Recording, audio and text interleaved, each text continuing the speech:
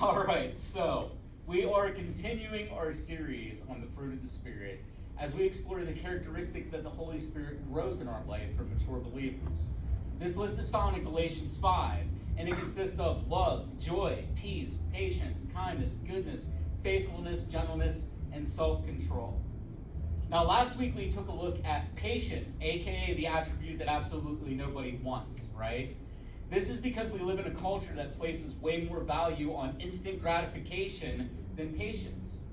However, we discussed that there's a great value in patience because it not only helps us with endurance and our tolerance, but it also helps us get through those tough times with a good attitude. Last week we looked at two women in the Old Testament, Hannah and Sarah, who were in the exact same situation. Both of them had trouble getting pregnant. Both were in polygamous marriages where the other woman had no issue bearing children. Both were in situations where there was rivalry, jealousy, and even cruelty between the wives. But despite all these similarities and problems they faced, there was a key difference between it. And that was how these women handled the situation. Hannah showed patience. Hannah endured the situation year after year. Hannah took her grief and suffering and she took it to the Lord. Hannah fell apart at the altar and she prayed. She waited on the Lord for the answer. Sarah, on the other hand, got impatient waiting on the promise. Sarah tried to find her answers in her own power. Sarah found an immediate solution instead of praying and waiting. Sarah made a complete mess out of the situation. Each of these women found themselves at a crossroad. Each of these women reached their breaking point. Each found resolution. But one waited for God for the answer, and the other did it on their own power. And we see how that turned out. Last week we begged the question, how often do we do the same? How often do we look for our own solution instead of looking to God for the solution?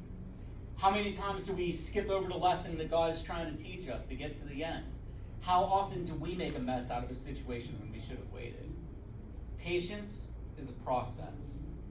It's grown by exercising it. It grows our character during its course, and it's rooted in endurance and tolerance. And these things are built up over time, not something we are just born with. To grow the spiritual fruit of patience in our life, we have to be diligent, approaching situations by practicing grace, by practicing mercy, by practicing prayer.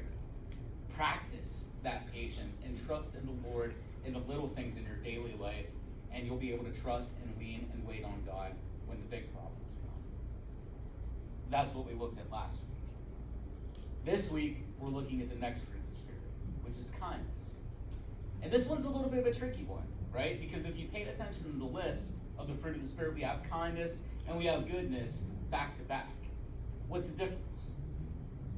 Well, the dictionary defines kindness as being friendly, generous, and considerate. It defines goodness as being morally good or virtuous. Throughout this series, if you paid attention, I often pointed to the fact that our cultural definitions are often way off from the biblical definitions. In this case, not so much. These two attributes, they're very much tied together, but there's a key difference. Goodness, you can think about it as like our moral compass. It's what drives our behavior. Another name for goodness is virtue. Kindness stems from our morality. It stems from our character, but it's goodness in action. It's practical. It's a gesture. It's the way we treat other people from that good character that we develop. To understand the difference, kindness usually revolves around our social circle, the people we know, the people we see.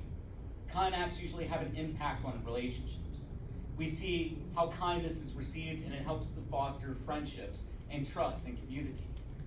Goodness, on the other hand, is our morality, our virtues, that usually takes place outside our social bubbles. It's long term, it shapes who we are, and it might not be something that we see an immediate impact on. However, good moral decisions foster our integrity, our honesty, and they're often made when nobody's looking.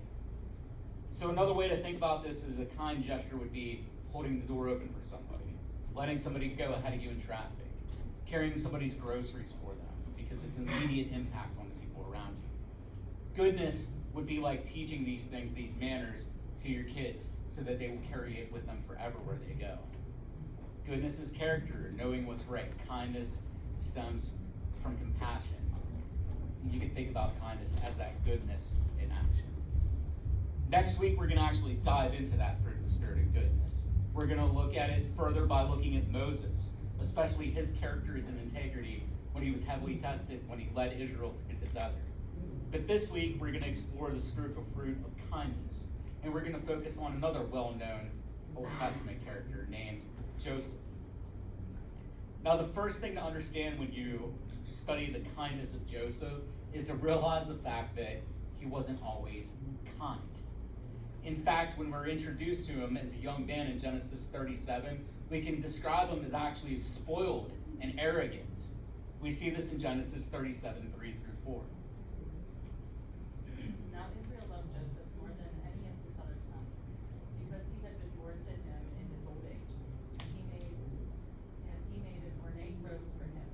When his brothers saw that their father loved him more than any of them, they hated him and could not speak a kind word to him.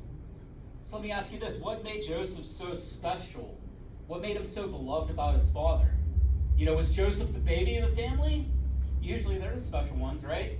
Well, if you think about that, you're really not far off. Joseph is not the youngest, but he's pretty close. He's son number 11 of 12. But what makes that special? Is 11 like a lucky number or something? Did Joseph do something impressive to be the favorite? Or did Jacob just take that long to actually like a kid? Not really. Listen, to understand what made Joseph special, you have to understand that he was the first son born to Jacob's wife, Rachel. Now, if you remember the story of how they met, Rachel was Jacob's first love. Rachel was the one that Jacob laid eyes on. Rachel was so captivated Joseph that he worked 7 years for her father Laban so he could earn the right to marry her. However, if you remember the story, you would know that it was not Rachel who Jacob ended up marrying. On the wedding night, he was deceived by her father, and he was tricked into marrying her sister Leah instead. This did not stop Jacob from pursuing Rachel because he worked another 7 years to earn the opportunity to marry the woman that he loved. But there's a big problem with this dysfunctional marriage, aside from having too many people in it. For the longest time, Rachel could not get pregnant. Her sister Leah was having kids constantly with Jacob. Rachel did everything to try to have kids. She even pulled the old handmaiden trick, right? Where she used the servant as a surrogate mother so she could have children to raise on her own. But to Rachel, this was not the same as having a child together with Jacob. To give birth to a son was what she wanted the most. And after a long delay, where you read in Genesis 30 that Rachel finally gives birth to her son. That's Genesis 30, 22, 24. Then God remembered Rachel. He listened to her and enabled her to conceive. She became pregnant and gave birth to a son and said, God has taken away my disgrace. She named him Joseph and said, may the Lord add to me another son. Listen, man, Joseph was special from the moment he was born, man. As soon as he was born, he became Jacob's favorite. And you could tell that because right after Joseph's birth, Jacob wanted to uproot his family and go back home to Canaan. All of a sudden, he wanted this better life for his family. And also during this perilous journey back home, Jacob takes special care to set up the caravan to have Joseph and Rachel close to him at the rear. Why? Because the biggest threat in that entire journey was coming from the front. It was his brother Esau who may have attacked him, and if they did, it would have came from the front, so they could have escaped. Rachel and Joseph were the absolute favorites, and it was on display, and everybody knew it. Here's the problem, though. Rachel wasn't happy with where she was. She wasn't happy just having one son with Jacob. After all, her sister had 6 children, and Rachel and Leah had constant jealousy and rivalry between one another. So many years after they settled back in Canaan, Rachel actually gets her wish. She becomes pregnant again, but this time the birth doesn't go smoothly. This time there's major complications, and Rachel actually dies while giving birth to Jacob's final son, Benjamin. And from that moment on, Joseph and Benjamin become more than just the favorite sons. They become idols in Jacob's life. In Jacob's eyes, they were the only connection to his lost love, Rachel. So in turn, they become everything to him. And we see that in these scriptures, especially in Genesis 37 that we had earlier. We see that when Joseph becomes a young man, Jacob gives him this ornate robe, and his brothers hate him for it. Now you can say, what's the big deal about a piece of cloth, right? Well, this is the problem. The robe would have symbolized something different. It would have symbolized luxury. It would have had bright colors and long sleeves. It would have been something that a person of nobility would wear as they lounged around the house. But most importantly, Joseph's robe was very different from the short-sleeved, dusty, dirty, and smelly tunics that his brothers wore out in the desert while they tended their father's flocks. Jacob set Joseph apart with that robe, and it was no wonder why his brothers hated him. And Joseph didn't exactly help his cause either. Throughout Genesis, God gives Joseph these amazing dreams and these interpretations of them. As a young man, God shows Joseph in a dream that one day he's going to be in a position of power and rule. And one day he's even going to rule over his entire family. The problem is Joseph delivers this news in a very smug, matter-of-fact manner. And we see this in Genesis 37, 5 through 8. Joseph. Sorry. Okay. Joseph had a dream, and when he told it to his brothers, they hated him all the more. He said to them, "Listen to this dream I had. We were binding sheaves of grain out of the field when suddenly my sheaf rose and stood upright, while your sheaves gathered around mine and bowed down to it." His brothers said to him, "Do you intend to reign over us? Will you actually rule us?" And they hated him all the more because of his dream and what he had said. Pay attention to that last verse right there. They hated him not just because of the dream, but they hated him because of also what he said. When Joseph delivered this news, he was unkind. He was inconsiderate, and maybe even a little bit harsh. At best, Joseph had no consideration or care how anyone else would feel about it. At worst, Joseph is being mean-spirited and said it to rub it in his brothers' faces because he wanted to be able to put them down and build himself up even more. But in either case, it was pretty arrogant and absolutely not the way to handle the situation. On top of this, Joseph has another dream, which includes his parents bowing down in the mix. His dream has the sun, the moon, and 11 stars bowing down to him. So again, he runs and tells everybody about it, including his father, which gives him a rebuke and his brothers hating him even more. Now, if you know the story, then you know this hatred between Joseph and his brothers eventually spills over into actions. One day, Joseph is sent by Jacob to check on his siblings who were shepherding a herd in Shechem, which is about 50 miles away. The brothers spot Joseph coming to them a long way off, and they recognize, man, this is the opportunity to get rid of that pesky brother.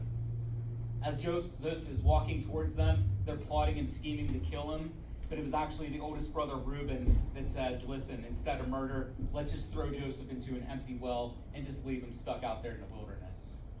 They follow through with this plan, but a short time later, they see a caravan of slave traders passing by, and the fourth oldest, Judah, gets the bright idea, hey, let's make some money off this situation instead. And he sells Joseph into slavery. And from then on, Joseph's life was never the same. Joseph was cocky and arrogant, but now he eats a piece of humble pie. Previously, he lived in a position of privilege and favor over his brothers, and he lorded it over them. He even dreamed his power and privilege would grow, but he didn't dream that he would first be humbled by being sold into slavery. Now, don't get me wrong, Joseph ends up in a pretty nice household, right? He's brought by Potiphar, who's one of Pharaoh's officials. Joseph embraces this opportunity, and he excels at everything that he's tasked to do. He works hard, and eventually is tasked to be the head servant and runs the household for him. Now, I want you to notice there's a big difference between the power and privilege that Joseph had in Jacob's house and the power and privilege that Joseph had in Potiphar's house. One was given to him, and one he had to earn. One he was born into, one he worked for. And it's at this time where we start to see character and integrity start to develop in Joseph. Joseph was in Potiphar's house for 11 years. And during this time, he grew from a pesky, scrawny 17-year-old to a handsome, hardworking 28-year-old. And everybody took notice on how he grew up during this time. Unfortunately, one of those people was actually Potiphar's wife as well, because she started to lust after Joseph. Day after day, she was very forthright in giving him an invitation, but day after day, Joseph refused her. And we see this response in Genesis 39, 8 through 10. But he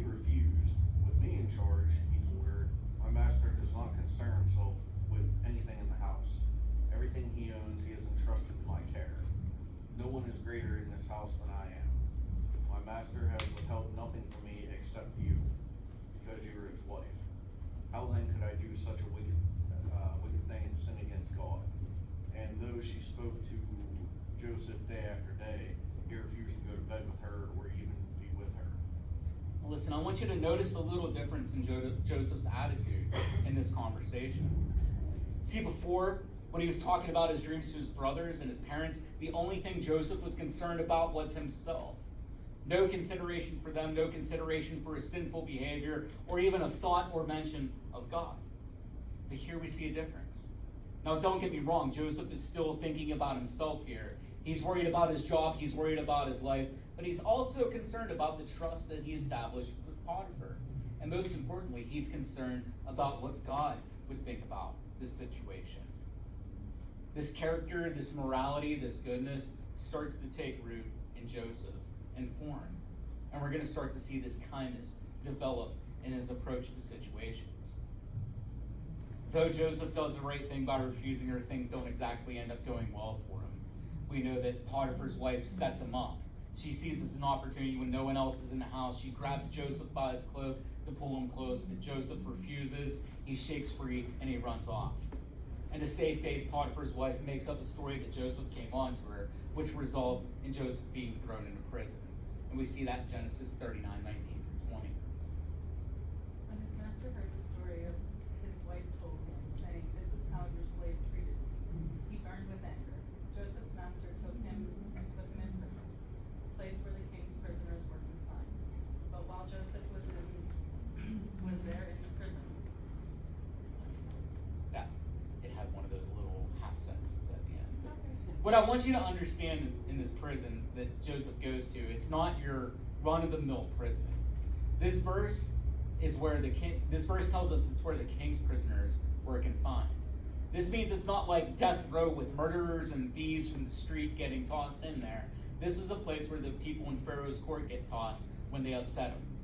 In other words, it's a different class of criminal that occupied this prison, but it's still a prison nonetheless, and it had its challenges. We see Joseph humbled in this situation again. All the privilege and power that he had before is gone, and he has to start from scratch again. But it doesn't take long for Joseph to earn that trust, that responsibility, that favor. In fact, after a short time, Joseph is put in charge of attending to two special prisoners, the king's chief cupbearer and the chief baker. And we see this in Genesis 40:1-8.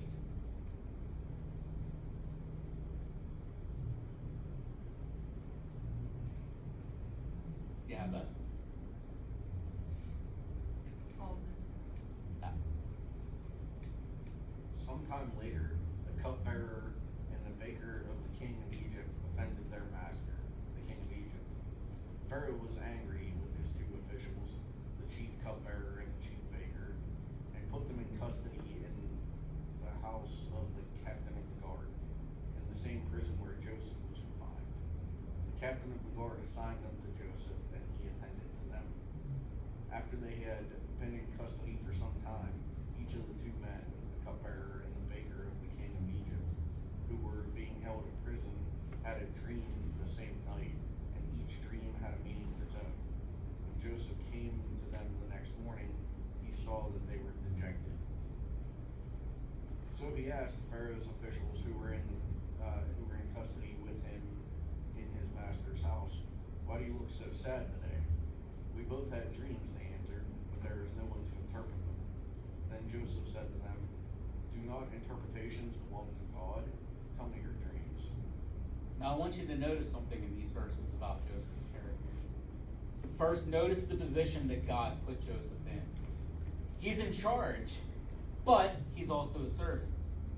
Joseph may be responsible for these prisoners and in a higher position than them, but he's also tasked with attending to them.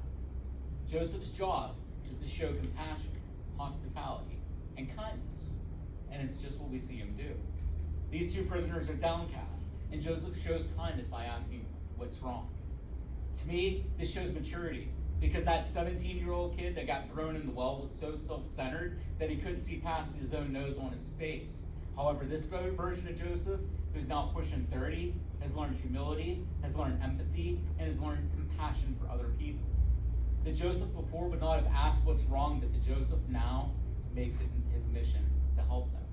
I think you missed something when you lost the verse, because that's where it outlines where he gained favor with the warden in the prison, and that's what led to, it should have went to 21, not 20. Okay.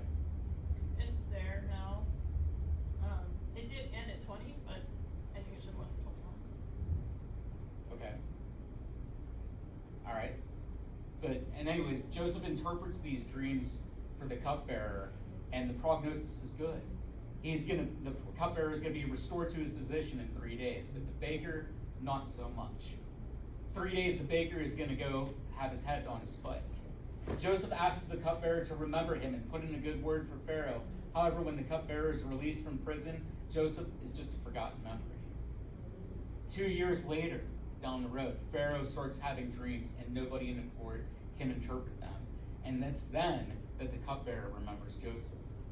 Joseph is pulled from the prison, and he listens to the Pharaoh's dreams, and God reveals the meaning by letting them know that there's going to be 7 years of prosperity followed by 7 years of famine in the land. And Joseph not only gives the meaning to these dreams, but he also advises the Pharaoh that they need to store surplus from these great years to prepare for the coming droughts. And Pharaoh cherishes Joseph's wisdom and puts him in charge of running the country to navigate these times. Now, we know these things happen just as God ordained. Egypt has 7 years of prosperity. And during this time, Joseph settles into his role. He fills Egypt's storehouses. He enriches the country, and he enriches his personal life too, because he married the Pharaoh's daughter and had 2 sons. Things were great, but then these 7 years of famine happened. And it was not just Egypt that suffered, but everywhere in the area. The famine even reached his family in Canaan, where Joseph's father Jacob and his brothers still lived. And we see this in Genesis 42, 1 through 5. Jacob learned that there was rain in Egypt. He said to his sons, "Why do you just keep looking at each other?" He continued, "I have heard that there is rain in Egypt. Go down there and buy some for us, so that we may live and not die." Then 10 of Joseph's brothers went down to buy grain from Egypt. But Jacob did not send Benjamin, Joseph's brother, with the others, because he was afraid that harm might come to him. So Israel's sons were among those who went to buy grain, for there was famine in the land of Canaan also. So when these 10 brothers enter Egypt to buy grain, they have to come to Joseph in order to do so. Joseph recognizes his brothers, and let's be honest, man, they probably stuck out like a sore thumb. But the brothers did not recognize Joseph. Joseph's now pushing 40 years old. He lived in Egypt for over half his life, and on top of that, he's pretty much Egyptian royalty. He looks different, he talks different, he even goes by a different name. But most of all, he's not that immature, self-centered kid as he was before. The brothers came to buy grain, and they bowed before Joseph. And it's then that Joseph remembered that dream that he had many years ago. The dream where the family bowed down. But this time, instead of having that smug satisfaction about it and lording it over them, Joseph has a different reaction. He weeps. Because he realizes that that title, that crown, that leadership, it comes at a cost. Truly, to be in a leadership position and do justice to it, you have to be able to serve others, and Joseph is understanding that now. He has grown, he has matured, he's changed dramatically over the years, but he can't help but wonder, has his brothers also went through change? To see if they did, Joseph tests them. He plays dumb, and he says, man, this group of 10 men, they can't be brothers. They have to be part of an army instead. He accuses them of being spies to scout to see if Egypt was ripe for raiding. And the brothers try to convince Joseph, none, we're telling the truth. They tell Joseph all about their family, how they had a brother that's lost, and how they have a little brother, Benjamin, who's still at home. And Joseph says, okay, here's what I'm going to do. I'm going to keep one of you to stay here with me. He picks Simeon. And then he sends the rest home with the grain that they asked for. But under the condition, if they ever come back to free their brother or to get more food, they have to return with that youngest one, Benjamin. On their way home, they found silver in their bags, the silver that they used to pay for it. This was because Joseph showed kindness to him. He secretly put that money back, so they actually paid nothing for the grain. But they didn't know what happened, and they were fearful that they would be considered thieves. They also told their father Jacob that in order to go back, they have to take Benjamin, which he was not having any of that. The last thing they wanted to do was ever return, so the family held out as long as they could, but eventually, man, that grain ran out. And eventually, they didn't have a choice to go back. Jacob said, well, just go down there and get some more. But Judah reminded Jacob of the terms of them going back, and that was in Genesis 43, 3 through 5. But Judah said to him, the man warned us solemnly, you will not see my face again unless your brother is with you. If you will send our brother along with us, we will go down and buy food for you. But if you will not send him, we will not go down, because the man said to us, you will not see my face again unless your brother is with you.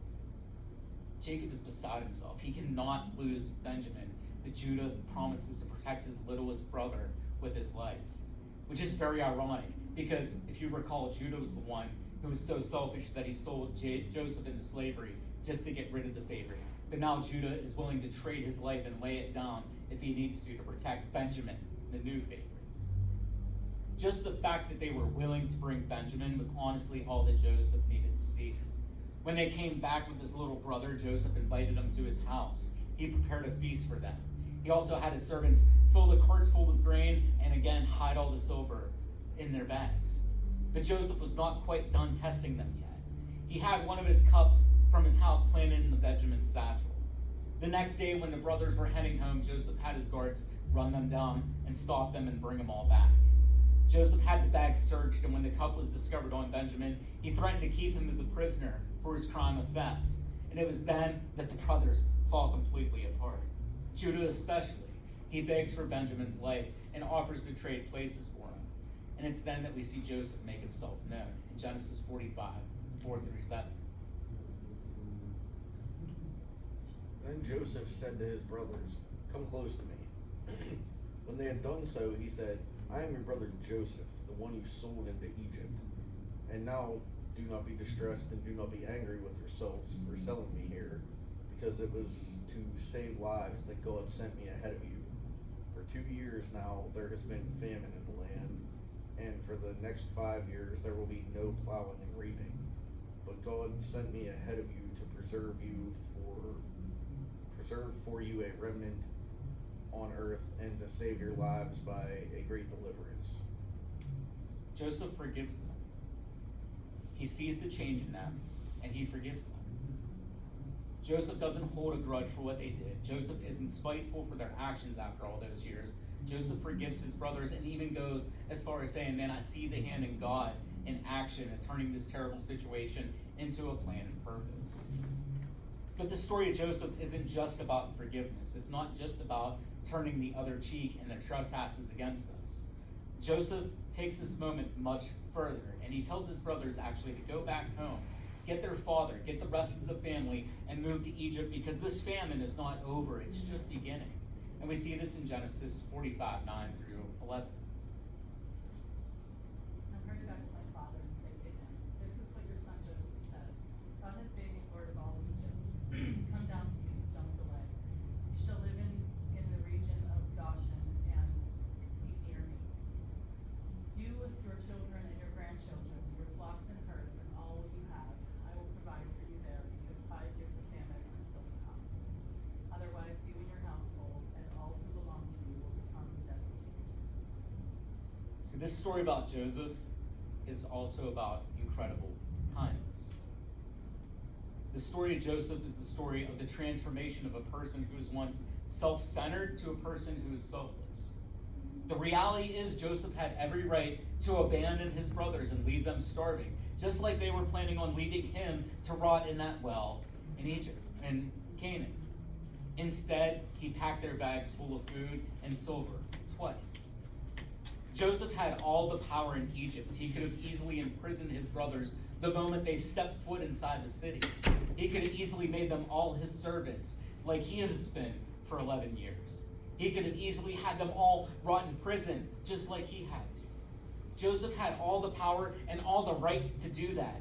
But instead, he took that power and he gave them the choicest land, so his family could not only live through the famine, but thrive through the famine. Joseph's kindness was so incredible and so unreal to think about that even 17 years later, when Jacob passes, the brothers become afraid that somehow now Joseph is going to finally enact that revenge and come after them. So after the mourning period ends, they throw themselves down at his feet. And we see this in Genesis 50, 18 through 21. His brothers then came and threw themselves down before him. "We are your slaves," they said. But Joseph said to them, "Don't be afraid. Am I in the place of God? You intend to harm me, but God intended it for good to accomplish what is now being done, the saving of many lives. So then, don't be afraid. I will provide for you and your children." And he reassured them and spoke kindly to them. Joseph's kindness towards his brothers was not just a temporary thing. He wanted to rebuild that relationship with his family once again. And just because his father Jacob died did not mean that Joseph's grace and goodwill went away. Throughout his life, Joseph's heart was transformed by God's love, by God's grace, by God's compassion and kindness, and Joseph displayed that same love and mercy to his brothers, even when they absolutely did not deserve it. In the book of Romans chapter 2, the Apostle Paul is addressing some Christians who became very good at condemning everybody. They became very good at judging and treating people harshly and with contempt, treating people how they felt they deserved to be treated. Paul writes to those Christians in Romans 2:4, and this is the NLT version. Don't you see how wonderfully kind and tolerant and patient God is with you? Does this mean nothing to you? Can't you see that his kindness is intended to turn you from your sin? Paul is telling them to hold that mirror up and examine yourself, because you'll realize that you aren't much better than the people you're judging. God is kind and tolerant and patient with us because he wants to build that relationship with us. And it's through God's compassion and through God's love that he holds that door open for us to be able to turn back to him from that sin and into his loving arms. Paul is asking, how can we understand and ask for God's kindness in our lives when we refuse to show it to others? And that is an excellent question. Listen, too many people don't do that. Too many people put their own needs, their own thoughts, their own wants, their own demands first, and not enough people show consideration or concern or decency towards other people. If you cannot show kindness, how can you know God? Listen, we don't serve a God who turned his back on us. We serve a God whose arms is wide open. We serve a God who came down from heaven's throne to be here on earth with us. We serve a God who opened his heart to the least of these. A God who was unafraid to touch a leper, who was unafraid to share a meal with a sinner, who was unafraid to lay his life down for every single one of us on the cross. We serve a God who we do not deserve the kindness, the compassion, and the love that he gave us. But the beautiful thing about kindness is this: it's not given because it's earned or deserved. It's given out of generosity of a gracious heart. So how do we grow the spiritual fruit of kindness in our life? How do we apply this to our life? First and foremost, we have to be able to take the focus off ourselves. We have to be able to put the focus on God and be able to put the focus on others. Joseph learned this lesson the hard way, but we don't have to. We can start to cultivate this by starting to listen to people and be starting to pay attention to the people around us.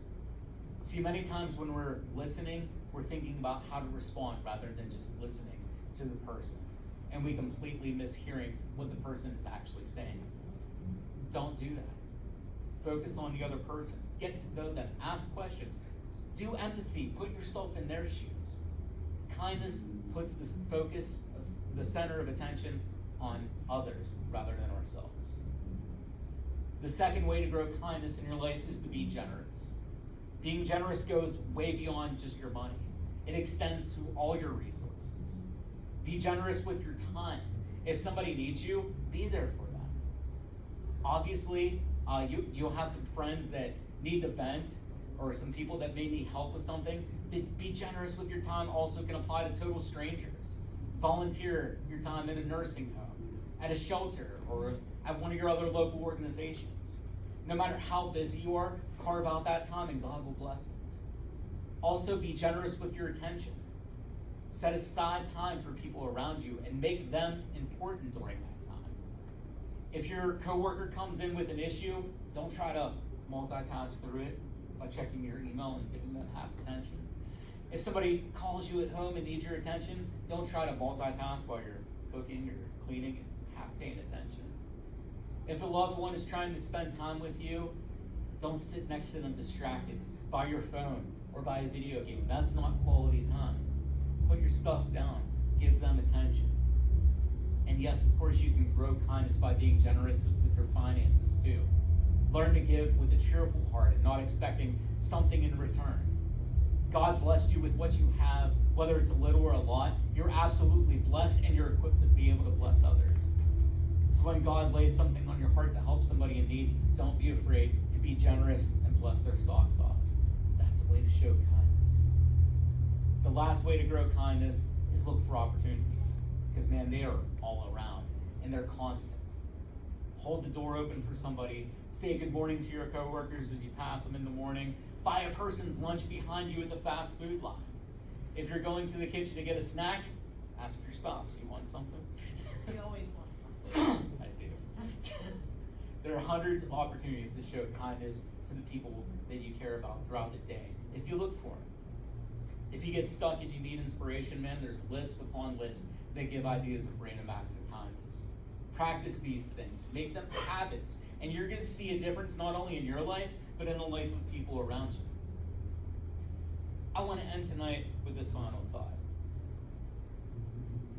Usually how we're raised, we're taught to look out for ourselves. We're taught to keep our head down, to mind our own business, to only worry about our own problems. We're taught to build walls and not bridges. And it seems like the more people that we're surrounded with, the more this idea takes hold. We're afraid. We're afraid to be vulnerable. We're afraid to put ourselves out there. We're afraid that our time, our effort, and our resources will not be fairly paid back. Guess what? They won't. Most of the time, we will never see a fair return on our resources or our efforts. But that's okay. Because listen, if we live our life based on returns and by paying out only what we think is deserved, we're going to live a life that is very disappointed. We're going to live a life that is very unsatisfying. Generosity, courtesy, kindness, these are things that cannot be quantified. There are returns on these things that cannot be measured. Because listen, the math of the kingdom cannot be quantified. The resources of the Creator cannot be counted, and the love of the Father and Son cannot be measured. The math of the kingdom works different than the math of the culture. And we understand that best when we grow the spiritual fruit of kindness in our life. Because listen, when we give like the Father and the Son, we learn to live like the Father and the Son. Next week, we're going to look at the spiritual fruit of goodness, which is our moral character. Doing what is right, even if there's intense pressure to do what's wrong. And the best way to understand that is to be placed in a hot desert, surrounded by grumbling people for 40 years. Yes, next week we're going to look at the goodness of Moses and the goodness of God. That's what's on